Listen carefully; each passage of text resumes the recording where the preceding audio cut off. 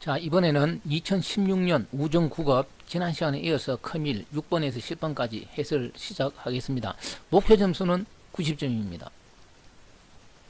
자, 그러면 6번 문제, X와 연산 문제. X와 연산은 같으면 0, 다르면 1이 되죠. 해서 이 문제도 틀린 분은 없었을 것 같습니다. X와 연산해서 16진수로 바꾸는 문제. 이진수 4자리는 16진수 한 자리로 바꿀 수가 있죠. 그래서 잽싸게 살펴보면은 먼저 주어진 자료를 이렇게 X와 연산을 합니다. 그러면 이 X와 연산 결과는 다 이렇게 찾을 수가 있겠죠.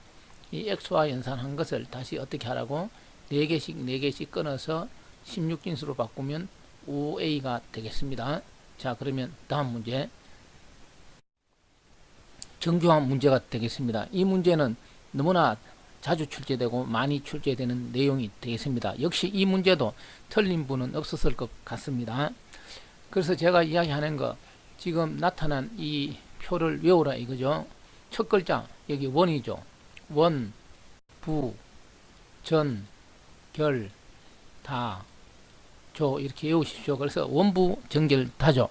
그래서 우리가 정규형에서 비정규형 1NF, 2NF 쭉 이렇게 내려갑니다. 해서 적어놓고 푸시면 되겠습니다. 여기서 조심할 것은 뭐 부분함수 종속, 이 전이함수 종속을 다르게는 이행함수 종속이라고 하죠. 그래서 이런 세부 내용은 이 문제에서 몰라도 되니까요. 자, 그래서 중요한 거는 여기 아니다 이 부분이 되겠죠. 이 부분을 시험 문제 내는 사람이 있습니다. 왜냐하면은 위에 내용 보면 전부 긍정적으로 되어 있습니다. 완전 함수 종속이다. 예를 들어 후보키이다. 뭐뭐에 속한다. 이렇게 되어 있지 않습니까? 근데 여기서는 부정적으로 되어 있죠.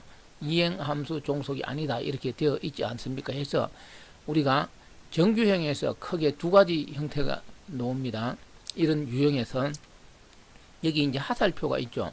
하살표 옆에 이 내용으로 시험을 내는 경우가 있고 여기 1NF, 2NF 적어놓은 이 부분을 기준으로 시험 출제하는 경우가 있죠. 해서 아마 이론 시간에 이 주어진 내용은 다 잘 정리했을 것으로 알고 제가 더 이상 이야기하지 않겠습니다. 자, 그러면은 먼저 기억 내용은 BCNF라는 걸 잘 알 수가 있겠죠. 결정자가 후보키가 아닌 함수 종속성을 제거했습니다. 그래서 여기 보면 모든 결정자가 후보키가 되겠죠. BCNF는. 그 다음에 니은은 부분 함수 종속이 제거된 걸 우리는 제2정규형. 모든 속성, 도메인이 원자, 속성, 뭐 도메인 같은 말이 되겠습니다. 제1정규형. 그 다음 이행 함수 종속 제거된 게 제3정규형. 그래서 이행 함수 종속을 제거했기 때문에 제3정규형은 이행 함수 종속이 아닌 것이 되겠죠. 잘 정리하시기 바랍니다. 그래서 답은 4번이 되겠습니다. 자, 그러면 다음 문제로 넘어가겠습니다. 자바에서 예 처리 문제가 되는데 혹시 이 문제는 공부를 하지 않은 사람은 틀린 분도 있을 것으로 생각합니다. 그런데 이 문제는 예 처리에서 가장 기초적인 내용이 출제되었습니다. 이 자바라든가 C++ 이런 데서 예 처리를 할 수 있는데 깊이 있게 하면 상당히 어렵습니다. 근데 뭐 그렇게 출제되는 건 아니니까요. 자, 그럼 여기서 먼저 제가 붉은 글씨 try하고 여기 catch하고 finally 이렇게 되어 있죠. 이 부분이 예 처리가 된 경우가 되겠습니다. 다시 정리하면은 우리가 컴퓨터에서 예 처리라는 것은 오류하고 연관을 가집니다. 우리가 컴퓨터에서 뭔가 처리하다 보면 오류가 발생되기도 하겠죠. 예를 들어 뭐 프린트 하는데 종이가 없으면은 프린트가 안 되는 것처럼 말이죠. 그래서 주어진 문제를 자세히 보면은 특히 나눗셈 문제 여기 리절트가 A 나누기 B가 되겠습니다.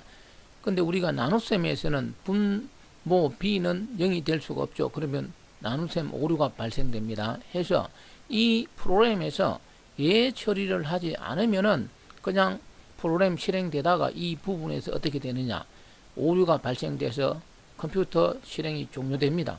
그런데 예 처리를 하면은 종료되지 않고 이 끝까지 이 부분까지 실행이 되게 되어 있습니다. 해서 뭐 어려운 부분은 설명하지 않고 예 처리에서 가장 기초적인 것이니까요. 그 부분만 설명하고 이 문제 마치도록 합니다. 그러면은 자, 먼저 이 부분에서 result A 나누기 B에서 B가 0이므로 어떻게 된다고? 오류가 발생됩니다. 오류가 발생되었을 때 컴퓨터 실행이 중지되지 않고 정상적인 실행이 종료되기 위해서는 이렇게 내부적으로 예외 처리를 하면 되는 겁니다. 해서 여기서 오류가 발생되었기 때문에 그 다음 문장 이거는 실행이 되지 않습니다. 실행되어 봤자 의미가 없으니까요. 해서 예외 처리를 하는 부분이 여기 바로 캐치 블럭이 되겠습니다.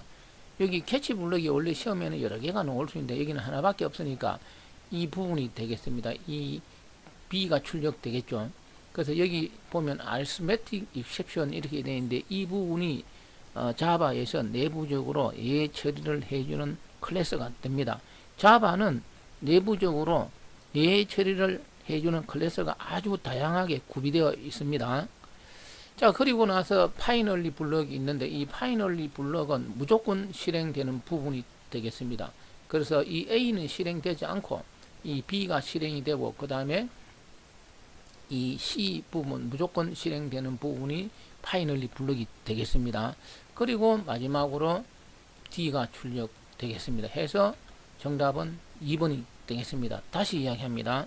예외 처리는 설명할 게 많습니다. 설명하자면은 뭐 10시간도 넘게 설명해야 됩니다. 그것을 여기서는 다 설명할 수는 없고 가장 기초적인 거 예외 처리를 하면은 오류가 발생된 지점에서 그 다음 문장으로 실행이 이어지지 않고 어디로 간다고 이렇게 이어지지 않고 이 캐치 블럭 중에 어느 하나가 실행이 됩니다. 그리고 나서 이 파이널리 블럭은 생략할 수도 있는데 생략하면 없는 거고 생략하지 않고 이렇게 기술해 놓으면 무조건 이 부분은 실행되게 되어 있습니다. 여기까지만 설명하고 다음 문제로 넘어가겠습니다. 그 다음에 공개키 암호 방식 문제입니다. 이 문제는 대리직에서도 계속 나오고 있고 컴퓨터 일반 전산직 시험 정보 보호론에서도 너무나 자주 출제되고 있습니다. 해서 이 문제도 뭐 정상적으로 공부한 분들은 틀리지 않았을 것으로 생각됩니다. 한번 정리해 보면은 여기 제가 놀부하고 흥부 놀부 흥부 이렇게 쓰니까 좀 옛날 이야기 아니냐 하는데 그건 상관이 없죠. 흥부가 수신자가 되고 놀부가 송신자 개념으로 제가 했습니다. 그래서 놀부형이 여기서는 A로 표시되어 있습니다. 농사 짓는 흥부한테 사과를 이렇게 보내라고 했습니다. 그러면 흥부가 이렇게 놀부의 메시지를 받았습니다. 이때 흥부가 궁금한 건 뭘까요? 과연 형이 보낸 메시지가 맞느냐 이 부분 아니겠습니까? 형이 돈도 많고 이런데 째째하게 사과 한 막 800상자 8000상자 좀 시키지 겨우 사과 80상자만 시켰나 이런 생각을 할 수 있겠죠. 혹시 전송되면서 800상자인데 80상자로 바뀐 거 아니냐, 이거는 메시지가 변조된 거죠. 그래서 흥부가 궁금한 것은 형이 보낸 게 맞느냐, 형이 인정이 돼야 되겠죠. 그러면은 그리고 형이 보낸 메시지가 도중에서 변조 위조되지 않았나, 이 두 가지가 되겠죠. 해서 우리가 이런 것을 처리하기 위해서는 어떤 암호 알고리즘을 이용합니다.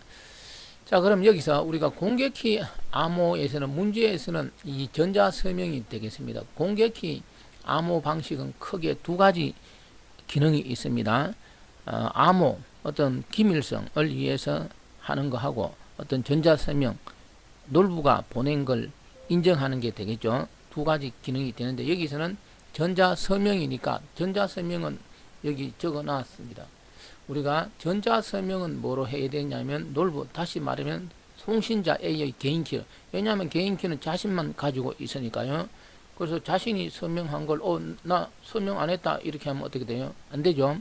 해서 주어진 문제는 전자 서명이니까 이 메시지 내용에서 전자 서명은 놀부의 개인키로 어떻게 합니까? 전자 서명을 합니다. 해서 주어진 내용 1번은 이렇게 개인키, 공개키 상을 생성하고 전자 서명이니까요. 전자 서명을 위해서는 송신자 놀부가 되겠죠. A의 개인키로 서명을 합니다. 그러면 수신 한 측에서는 이 공개키는 누구나 어떻게 됩니까? 공개적으로 획득할 수가 있겠습니다. 해서 B에 들어갈 내용은 A의 공개키를 이용해서 A가 개인키로 전자서명한 것을 검증할 수가 있겠습니다. 해서 이 문제는 너무나 자주 출제되므로 잘 정리하시기 바랍니다. 해서 답은 1번이 되겠습니다. 그 다음 문제. 프로그래밍 언어. 혹시 이 문제도 틀린 사람이 있을 것으로 생각됩니다. 근데 이거는 전산에서는 어려운 문제는 아닙니다. 먼저 문제 내용에서 이 파이썬 내용이 나오는데, 우리가 여러 가지 프로그램 언어가 있는데 요즘 뜨는 언어가 바로 파이썬이 되겠습니다. 이 스크립트 언어, 인터넷 있는 관련 프로그래밍을 할 수가 있죠. 해서 뭐 저런 대학교 있는 데서 옛날에는 파이썬 이런 걸 가르치지 않았는데 요사이는 뭐 C나 이런 걸로 잘 안 하고 파이썬으로 이렇게 강의하는 경우가 많이 늘어나고 있습니다. 그래서 이 파이썬은 컴파일 언어가 아니고 인터프리터 언어가 되겠습니다. C 이런 거는 컴파일 언어죠. 그리고 여기서 중요한 거는 이 동적 타입 검사. 동적 타입 검사는 무엇을 말하냐면은 여기 예를 들어 놨습니다. A는 O 이렇게 A에 O라는 값을 대입하면은 대입된 값 O가 자료형이 뭐냐 이거죠. O는 정수형이죠. 그러면 변수 A의 자료형은 정수형이 되는 겁니다. 해서 대입되는 값에 의해 변수의 자료형, 다르게 말하면 타입 이렇게 이야기합니다. 타입이 결정될 때 우리는 동적 타입 검사 언어다 이렇게 이야기를 합니다. 좀 더 설명하면은 옛날에 컴퓨터가 속도가 늦을 때는 이런 동적 타입 검사 언어를 사용하지 않았습니다. 왜냐하면은 컴퓨터 속도가 늦는데 실행 중에 프로그램 내에 사용된 모든 변수를 동적 타입 검사를 일일이 하려면은 컴퓨터 프로그램 속도가 엄청 늦어집니다. 그런데 요즘은 컴퓨터 속도가 많이 빨라졌습니다. 해서 동적 타입 검사를 해도 속도에 크게 지장이 없으니까 이렇게 프로그램 언어가 옛날에는 컴파일 언어에서 요사이는 인터프리터 방식으로 해서 이런 동적 타입 검사 언어가 대세입니다. 특히 이 스크립트 언어, 다시 이야기하면은 우리가 뭐 홈페이지 이런 거 개발하고 인터넷 관련 이런 쪽 프로그램 할 때 사용하죠. 이런 언어들이 대부분 이렇게 동적 타입 검사를 수행하는 언어가 대부분입니다. 해서 주어진 문제 답을 살펴보면은 2번이 틀렸습니다. 2번 보면은 파이썬은 정적 타입 또는 컴파일 방식 다 틀렸습니다. 해서 답은 2번이고, 나머지 부분을 좀 살펴보면은 1번은 뭐 오브젝트 C라든지 자바 이런 거는 객체 지향 언어, 이거는 쉬운 내용이 되겠죠. 그 다음에 XML에 대해서도 기본적인 것은 알아두어야 되죠. 우리는 HTML이 너무 빈약하니까 HTML 대신해서 쓸 수 있는 그런 언어 중에 하나가 되겠습니다. 그리고 3번에 이 내용도 어느 정도 알아두면 될 것 같습니다. 우리가 뭐 ASP, JSP, PHP 이런 거 많이 들어봤을 겁니다. 우리가 컴퓨터 실행 원리 중에 하나가 클라이언트 서버가 되겠죠. 그러면 여러분들이 집에서 사용할 때 여러분들은 클라이언트가 됩니다. 그랬을 때 클라이언트 측 언어, 서버 측 언어 이렇게 이야기하는데, 여러분들이 집에서 컴퓨터 인터넷 할 때 화면에 나타나고 있는 건 기본적으로 HTML 이런 거에 의해서 나타나죠. 그래서 HTML이라든가 자바 스크립트가 있습니다. 자바 스크립트는 좀 더 다양하게 뭔가를 표현할 수가 있습니다. HTML로 표현 못하는 건, 그거는 여러분들 컴퓨터에서 실행이 됩니다. 그래서 클라이언트 측 스크립트 언어라 그러고, 3번에 있는 이런 ASP, JSP, PHP 이런 거는 서버에서 실행되는 스크립트 언어가 되겠습니다. 자, 그래서 10번 내용도 뭐 설명하자면 많은데 이론 시간에 어느 정도 잘 정리했을 것으로 생각하고 이 정도 설명하고 마치겠습니다. 자, 그래서 이번 강의는 여기까지가 되겠습니다.